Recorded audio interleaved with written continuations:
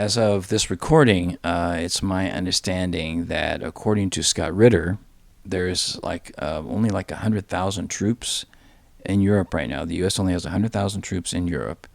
And Biden has said something about launching missiles, having Ukraine launch missiles into Russia. Can you explain what's going on with that?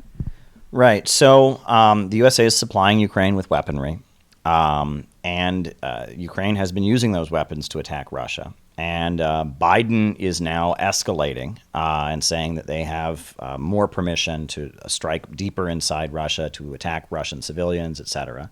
Biden is, using this song and dance about somehow Russia is going to invade all of Europe. We gotta fight them in Ukraine, or else we're gonna, they're gonna come over here, which is a ridiculous claim. Russia held off going into the eastern regions, the new republics, as long as they possibly could. The idea that they want to march into Europe and march into France and Germany is an absurd allegation. I mean, it just doesn't match reality.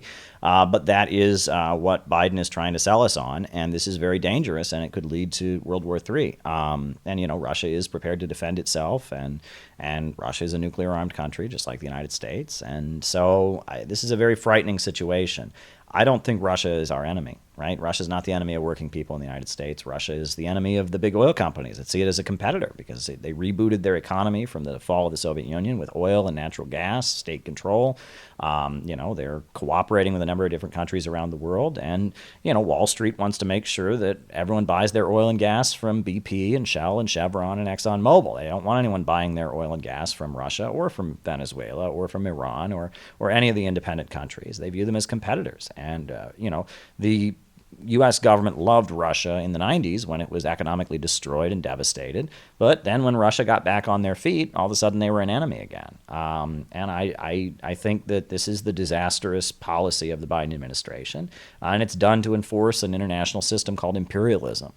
Lenin talked about imperialism, the highest stage of capitalism, which is the rule of monopolistic corporations holding back economic development, right, and keeping the world poor so they can make themselves rich and keep themselves rich. And I think that that's what we're up against here, and that Biden is a very useful servant of imperialism, and he's escalating tensions with Russia when polls show the American people don't want that. They do not want more of a confrontation with Russia. They think we've already spent too much money on Ukraine. The overwhelming majority of Americans feel that way, that this is not in our interest to just keep pouring billions and billions of dollars worth of weaponry into Ukraine while our own country is falling apart, while the roads are crumbling. Well, I mean, this country is devastated. Why are we doing this, right? It's not in the interest of the American people. When you were at the youth conference in Sochi, you got a question into Putin.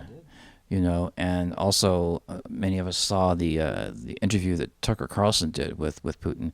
And I remember at one point, Putin looked at Tucker Carlson and he said, I spend half my days on domestic issues. He says, why is your country sending billions of dollars thousands of miles away? Just that alone, let alone why that was happening. And how can you look at that and not see sanity in that statement? Yeah. You know what I mean? And then you look at Biden or Trump here, and there's just like no comparison. It's almost a joke.